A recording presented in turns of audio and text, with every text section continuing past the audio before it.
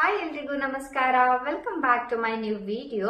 Guys, 2025-26ನೇ ಸಾಲಿನ ವಿದ್ಯಾರ್ಥಿಗಳಿಗೆ ಲೇಬರ್ ಕಾರ್ಡ್ ಸ್ಕಾಲರ್ಶಿಪ್ ಇವಾಗ ವೆಬ್ಸೈಟ್ ಲಿಂಕ್ ಓಪನ್ ಮಾಡಿದ್ದಾರೆ. ಸೊ ನೀವು ಈ ಒಂದು ವೆಬ್ಸೈಟ್ ಓಪನ್ ಮಾಡಿಕೊಂಡು ಫ್ರೀ ಆಗಿ ಈ ಒಂದು ಸ್ಕಾಲರ್ಶಿಪ್ಗೆ ಅಪ್ಲೈ ಮಾಡಬಹುದು.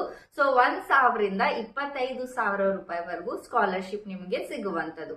ಅಂಡ್ ಇದು ಗವರ್ಮೆಂಟ್ ಸ್ಕಾಲರ್ಶಿಪ್ ಆಗಿರುತ್ತೆ, Karnataka government scholarship. Okay, so ಈ ಲೇಬರ್ ಕಾರ್ಡ್ ಸ್ಕಾಲರ್ಶಿಪ್ ಯಾರಿಗೆಲ್ಲ ಸಿಗತ್ತೆ, ಸೊ ಮೊಬೈಲ್ ಅಲ್ಲಿ ಹೇಗೆ ಅಪ್ಲೈ ಮಾಡೋದು, ಅಪ್ಲೈ ಮಾಡುವಾಗ ಏನೆಲ್ಲ ಡಾಕ್ಯುಮೆಂಟ್ಸ್ ಗಳು ಬೇಕಾಗತ್ತೆ, ಮತ್ತೆ ಲಾಸ್ಟ್ ಡೇಟ್ ಯಾವಾಗ ಅಪ್ಲೈ ಮಾಡೋದಕ್ಕೆ, ಸೊ ಎಲ್ಲಾನು ಈ ವಿಡಿಯೋದಲ್ಲಿ ನಾನು ನಿಮ್ಗೆ ಡೀಟೇಲ್ ಆಗಿ ಎಕ್ಸ್ಪ್ಲನೇಷನ್ ಕೊಡ್ತೀನಿ. ಹಾಗಾದ್ರೆ ಬನ್ನಿ ಇವಾಗ ವಿಡಿಯೋನ ಸ್ಟಾರ್ಟ್ ಮಾಡೋಣ.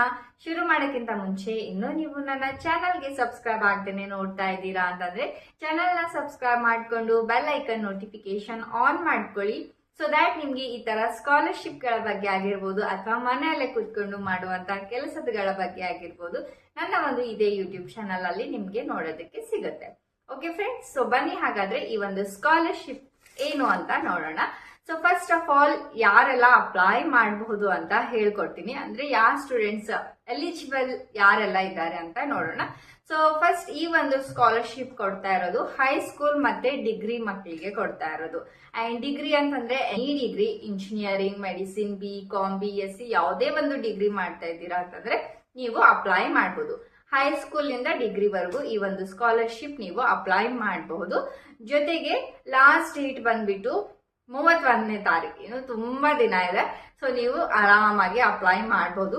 ಆರಾಮಾಗಿ ಅಂತಂದ್ರೆ 31ನೇ ತಾರೀಕು ವೇಟ್ ಮಾಡಬೇಡಿ, ಪಟ್ ಅಂತ ಅಪ್ಲೈ ಮಾಡಿ. ಬಿಕಾಸ್ ಅಪ್ಲೈ ಮಾಡುವಾಗ ಒಂದೊಂದ್ಸಲ ಸರ್ವರ್ ಇಶ್ಯೂ ಇರುತ್ತೆ, ಏನೋ ಒಂದು ಡಾಕ್ಯುಮೆಂಟ್ಸ್ ಗಳು ಮಿಸ್ ಆಗಿರಬಹುದು.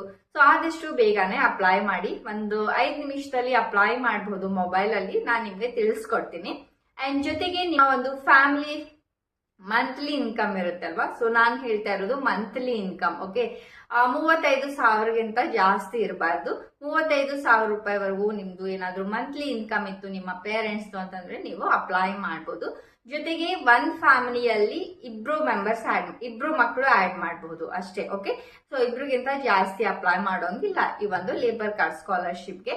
ಮತ್ತೆ ಜನರಲ್ ಕ್ಯಾಟಗರಿ ನೀವು ಏನಾದ್ರೂ ಇದ್ದೀರಾ ಅಂತಂದ್ರೆ ನಿಮ್ದು ಪ್ರೀವಿಯಸ್ ಮಾರ್ಕ್ಸ್ ನಿಮ್ಗೆ 50% ಬರಬೇಕು.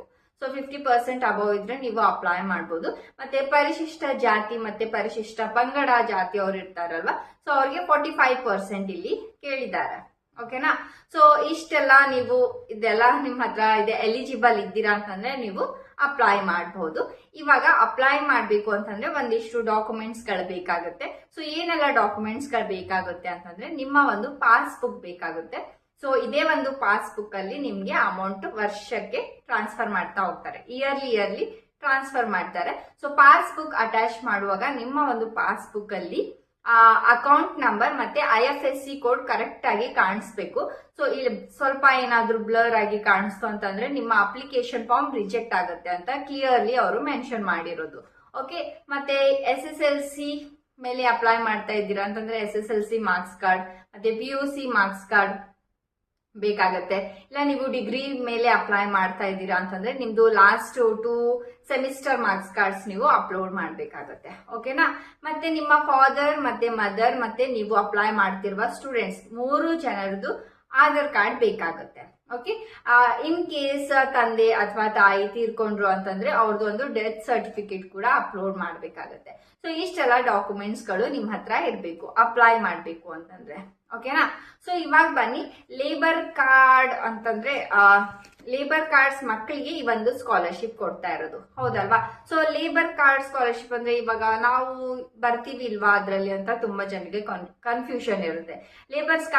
ಲೇಬರ್ಸ್ ಅಂತಂದ್ರೆ ಯಾರಿಗೆ, ಯಾರ ಮಕ್ಕಳಿಗೆ ಅಂತ ತುಂಬಾ ಜನರಿಗೆ ಕನ್ಫ್ಯೂಷನ್ ಇರುತ್ತೆ. ಅದು ಕೂಡ ಹೇಳ್ತೀನಿ, ಲೇಬರ್ಸ್ ಮಕ್ಕಳು ಅಂತಂದ್ರೆ ಯಾರೆಲ್ಲ ಬರ್ತಾರೆ ಅಂತ ಹೇಳಿ. ಓಕೆನಾ, ಅಂಡ್ ಅಪ್ಲೈ ಮಾಡೋದು ಕೂಡ ನೋಡ್ಕೊಂಡು ಬರೋಣ ಬನ್ನಿ. ಸೊ ಗೈಸ್, ಲೇಬರ್ಸ್ ಅಂತಂದರೆ 2 ಟೈಪ್ ಬರುತ್ತೆ, ಆರ್ಗನೈಸ್ಡ್ ಲೇಬರ್ ಮತ್ತು ಅನ್ಆರ್ಗನೈಸ್ಡ್ ಲೇಬರ್ ಅಂತ ಹೇಳಿ. ಸೊ ಆರ್ಗನೈಸ್ಡ್ ಲೇಬರಲ್ಲಿ ಟ್ರೇಡ್ ಯೂನಿಯನ್ ಅಥವಾ ಕಂಪನಿಗಳಲ್ಲಿ ನೋಂದಾಯಿತಿ ಕೆಲಸಗಾರರು, ಸೊ ಅವ್ರ ಮಕ್ಕಳು ಈ ಒಂದು ಸ್ಕಾಲರ್ಶಿಪ್ಗೆ ಅಪ್ಲೈ ಮಾಡ್ಬೋದು. ಮತ್ತು ಅನ್ಆರ್ಗನೈಸ್ಡ್ ಲೇಬರ್ ಅಂತಂದರೆ ಎಲ್ಲಿ ಬೇಕಾದರೂ ಕೆಲಸ ಮಾಡುವ ನೋಂದಾಯಿತಿ ಅಲ್ಲದ ಸುರಕ್ಷತೆ ಇಲ್ಲದ ಕಾರ್ಮಿಕರು. ಸೊ ಇಂಥವರು ಮಕ್ಕಳು ಕೂಡ ಅಪ್ಲೈ ಮಾಡಬಹುದು. ಓಕೆನಾ. ಸೊ ಇಲ್ಲಿ ಅವರು ಉದಾಹರಣೆಯನ್ನು ಕೂಡ ಕೊಟ್ಟಿದ್ದಾರೆ, ಅಂದರೆ ಎಕ್ಸಾಂಪಲ್ಸ್ ಕೂಡ ಕೊಟ್ಟಿದ್ದಾರೆ. ಫಾರ್ ಎಕ್ಸಾಂಪಲ್, ಕಾರ್ಖಾನೆಗಳಲ್ಲಿ ಕೆಲಸ ಮಾಡುವವರ ಮಕ್ಕಳು ಅಪ್ಲೈ ಮಾಡ್ಬೋದು, ಸುತ್ತಮುತ್ತಲಿನ ಅಂಗಡಿಗಳ ಕೆಲಸಗಾರರ ಮಕ್ಕಳು ಅಪ್ಲೈ ಮಾಡ್ಬೋದು, ಹೋಟೆಲ್, ಬಟ್ಟೆ ಅಂಗಡಿ, ಮೆಕ್ಯಾನಿಕ್ ಗ್ಯಾರೇಜ್, ಸೊ ಅಂಥವ್ರ ಮಕ್ಕಳು ಕೂಡ ಅಪ್ಲೈ ಮಾಡ್ಬೋದು. ಕಂಪನಿಗಳಲ್ಲಿ ಕೆಲಸ ಮಾಡುವ ಕಡಿಮೆ ಆದಾಯದ ನೌಕರರು ಅವ್ರ ಮಕ್ಕಳು ಕೂಡ ಅಪ್ಲೈ ಮಾಡ್ಬೋದು. ಕೆಲವು ಶಿಫಾರಸು ಮಾಡಿದ ನಿರ್ಮಾಣ ಕಾರ್ಮಿಕರು. ಓಕೆ, ಸೊ ಇಂಥ ಮಕ್ಕಳು ಅಂದರೆ ಇಂಥ ಪೇರೆಂಟ್ಸ್ ಮಕ್ಕಳು ಈ ಒಂದು ಲೇಬರ್ ಕಾರ್ಡ್ ಸ್ಕಾಲರ್ಶಿಪ್ಗೆ ಅಪ್ಲೈ ಮಾಡಬಹುದು. ಓಕೆ, ಸೊ ಇವಾಗ ಬನ್ನಿ ಅಪ್ಲೈ ಹೇಗೆ ಮಾಡೋದು ಮೊಬೈಲಲ್ಲಿ ಅಂತ ನೋಡೋಣ. ಸೊ ಯಾವುದಾದ್ರೂ ಒಂದು ಬ್ರೌಸರ್ ಓಪನ್ ಮಾಡಿಕೊಂಡು ಲೇಬರ್ ಕಾರ್ಡ್ ಸ್ಕಾಲರ್ಶಿಪ್ ಕರ್ನಾಟಕ ಅಂತ ಸರ್ಚ್ ಮಾಡಿ. ಓಕೆನಾ. ಸೊ ಸರ್ಚ್ ಮಾಡಿದ್ರಿ ಅಂತಂದರೆ ಇಲ್ಲಿ ನೀವು ನೋಡ್ಬೋದು ಕರ್ನಾಟಕ ಲೇಬರ್ ವೆಲ್ಫೇರ್ ಬೋರ್ಡ್ ಅಂತ ಒಂದು ವೆಬ್ಸೈಟ್ ಏನಿದೆ, ಆ ವೆಬ್ಸೈಟ್ ನೀವು ಓಪನ್ ಮಾಡ್ಕೊಳ್ಬೇಕು. ಸೊ ಓಪನ್ ಮಾಡಿದ ಮೇಲೆ ಈ ರೀತಿಯಾಗಿ ಇಂಟರ್ಫೇಸ್ ಬರುತ್ತೆ. ಆ್ಯಂಡ್ ಇಲ್ಲಿ ಬ್ಯಾಕ್ ಟು ಹೋಮ್ ಅಂತ ಒಂದು ಆಪ್ಷನ್ ಇದೆ ಅಲ್ವಾ, ಅದ್ರ ಮೇಲೆ ಕ್ಲಿಕ್ ಮಾಡಿ. ಸೊ ಕ್ಲಿಕ್ ಮಾಡಿದಾಗ ಫುಲ್ ಸ್ಕ್ರೀನ್ ನಿಮಗೆ ಬರುತ್ತೆ. ಸೊ ಈ ಥರ ಸ್ಕ್ರೀನ್ ನಿಮ್ಗೆ ಏನಾದರೂ ಬರ್ತಾ ಇಲ್ಲ ಅಂತಂದರೆ ಇಲ್ಲಿ ಮೇಲೆ ಕಾರ್ನರಲ್ಲಿ 3 ಡಾಟ್ಸ್ ಕಾಣಿಸ್ತಿದೆ ಅಲ್ವಾ, ಅದ್ರ ಮೇಲೆ ಕ್ಲಿಕ್ ಮಾಡಿಕೊಂಡು ಡೆಸ್ಕ್ಟಾಪ್ ಸೈಟ್ ಇದು ಆನ್ ಇರಬೇಕು. ಸೊ ಆನ್ ಇದ್ದಿದ್ರೆ ಮಾತ್ರ ಈ ಥರ ಫುಲ್ ಸ್ಕ್ರೀನ್ ನಿಮಗೆ ಬರುವಂಥದ್ದು. ಸೊ ಇಲ್ಲಿ ನಿಮಗೆ ಸ್ಟೂಡೆಂಟ್ ಲಾಗಿನ್ ಅಂತ ಒಂದು ಆಪ್ಷನ್ ಇದೆ, ಲಾಗಿನ್ ಮೇಲೆ ಕ್ಲಿಕ್ ಮಾಡಿ. ಸೊ ಕ್ಲಿಕ್ ಮಾಡಿದಾಗ ಈ ರೀತಿಯಾಗಿ ಇಂಟರ್ಫೇಸ್ ಬರುತ್ತೆ. ಆ್ಯಂಡ್ ಇಲ್ಲಿ ಮೊದಲಿಗೆ ನೀವು ರಿಜಿಸ್ಟರ್ ಆಗಬೇಕು ಯಾವುದೇ ಒಂದು ವೆಬ್ಸೈಟಲ್ಲಿ. ಅಂದರೆ ನೀವು ಸ್ಕಾಲರ್ಶಿಪ್ ಅಪ್ಲೈ ಮಾಡ್ತಾ ಇದ್ದೀರಾ ಅಂತಂದರೆ ಮೊದಲು registration is compulsory. Okay, so registration ಆಗಬೇಕು ಅಂತಂದರೆ ಇಲ್ಲಿ ಮೇಲೆ ಲಾಗಿನ್ ಆ್ಯಂಡ್ ರಿಜಿಸ್ಟ್ರೇಷನ್ ಅಂತ 2 ಆಪ್ಷನ್ ಇದೆ ಅಲ್ವಾ, ರಿಜಿಸ್ಟ್ರೇಷನ್ ಮೇಲೆ ಕ್ಲಿಕ್ ಮಾಡಿ. ಸೊ ಕ್ಲಿಕ್ ಮಾಡಿದಾಗ ಇಲ್ಲಿ ನೀವು ನೋಡ್ಬೋದು ನಿಮ್ಮ ನೇಮ್, ನಿಮ್ಮ ಒಂದು ಇಮೇಲ್ ID ಎಂಟರ್ ಮಾಡಬೇಕು, ನಿಮ್ಮ ಒಂದು ಫೋನ್ ನಂಬರ್ ಎಂಟರ್ ಮಾಡಿ, ಒಂದು ಪಾಸ್ವರ್ಡ್ ಕ್ರಿಯೇಟ್ ಮಾಡ್ಕೊಳ್ಳಿ, ಯಾವ್ದು ಬೇಕು ನಿಮಗೆ ಪಾಸ್ವರ್ಡ್, ಆ ಒಂದು ಪಾಸ್ವರ್ಡ್ ಕ್ರಿಯೇಟ್ ಮಾಡಿಕೊಂಡು ಕನ್ಫರ್ಮ್ ಪಾಸ್ವರ್ಡ್ ಮೇಲೆ ಅಗೇನ್ ಪಾಸ್ವರ್ಡ್ ಹಾಕಿಬಿಟ್ಟು I am not a robot ಮೇಲೆ ಟಿಕ್ ಮಾರ್ಕ್ ಮಾಡಿಕೊಂಡು ರಿಜಿಸ್ಟರ್ ಅಂತ ಆಪ್ಷನ್ ಮೇಲೆ ಕ್ಲಿಕ್ ಮಾಡಬೇಕು.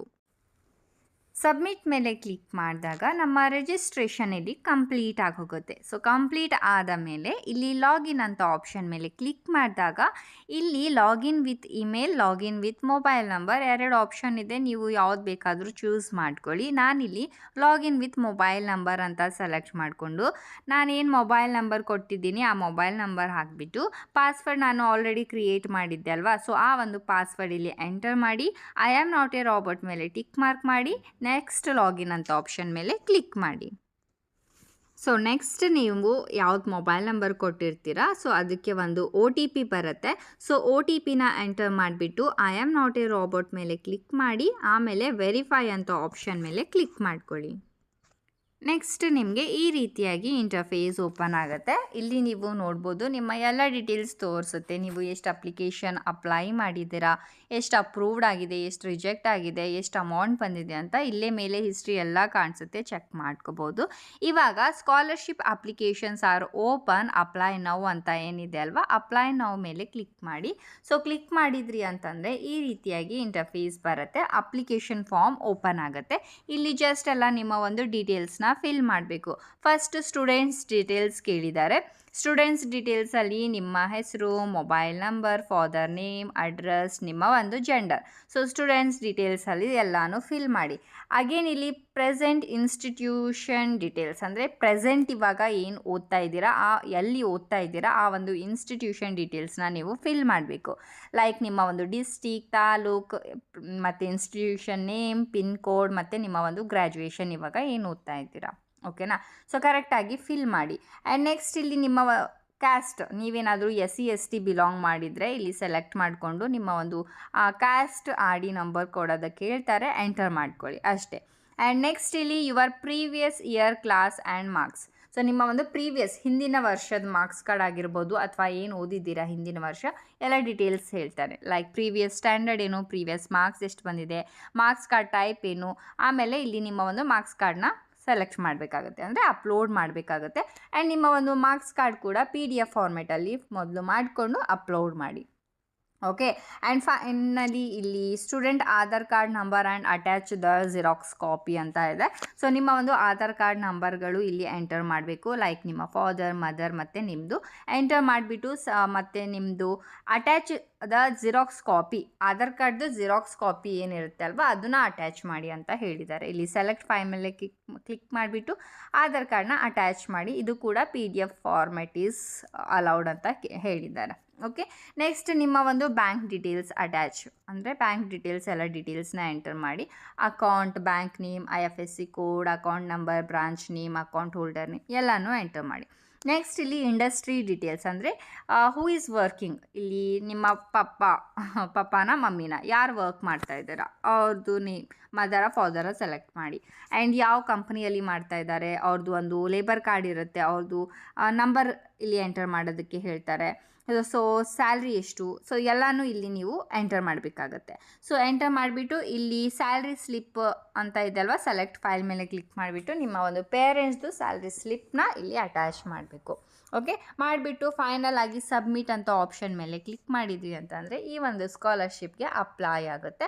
ಆ್ಯಂಡ್ ಇದ್ರದ್ದು ಪ್ರಿಂಟ್ಔಟ್ ತೊಗೊಂಡು ನಿಮ್ಮ ಇನ್ಸ್ಟಿಟ್ಯೂಷನ್ಗೆ ಸಬ್ಮಿಟ್ ಮಾಡಿ. ಇಲ್ಲ ಅಂತಂದರೆ ಯಾವ ಒಂದು ವೆಬ್ಸೈಟಲ್ಲಿ ನೀವು ಈ ಒಂದು ಅರ್ಜಿನ ಸಲ್ಲಿಸ್ತಾ ಇದ್ದೀರಲ್ಲ ಆ ಒಂದು ವೆಬ್ಸೈಟ್, ಆ ಒಂದು ಡಿಪಾರ್ಟ್ಮೆಂಟ್ಗೆ ಹೋಗಿ ನೀವು ಈ ಒಂದು ಪ್ರಿಂಟ್ನ ಕೊಡಬೇಕು.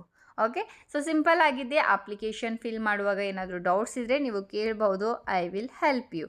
ಏನಾದರೂ ಡೌಟ್ಸ್ ಇದ್ದರೆ ಕೇಳಿ. ಆ್ಯಂಡ್ ನೆಕ್ಸ್ಟ್ ಯಾವ ಥರ ವೀಡಿಯೋಸ್ ಬೇಕು ಅಂತ ಕಾಮೆಂಟ್ ಮಾಡಿ. ಬಾಯ್ ಬಾಯ್.